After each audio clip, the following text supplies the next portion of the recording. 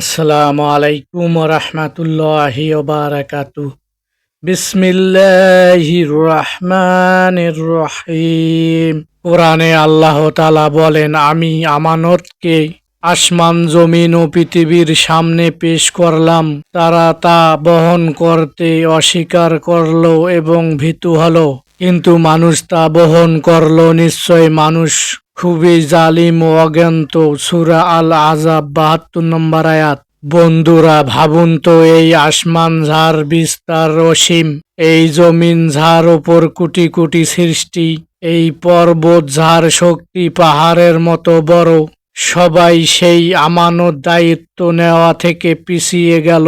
তারা বলল, হে আল্লাহ, এই দায়িত্ব আমাদের পক্ষে বহন করা কঠিন। কিন্তু কে এই ভার নিল?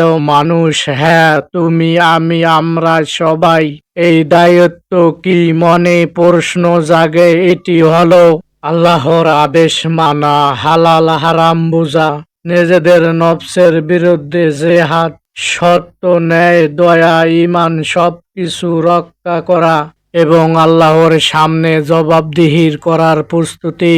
আমরা এই পৃথিবীতে এসেছি শুধু বাঁচতে নয়, একটি মহান আমানত বহন করতে। যখন কেউ গুনাহে লিপ্ত হয়, সে সেই আমানত ভঙ্গ করে। যখন কেউ ন্যায় প্রতিষ্ঠা করে, সে আল্লাহর দেওয়া আমানত রক্ষা করে। আজ আমাদেরকে নিজেদেরকে প্রশ্ন করতে হবে, আমি কি সেই আমানতের সত্যিকারের রক্ষক, নাকি সেই জালিম মানুষদের কাতারে পড়ে যাচ্ছি?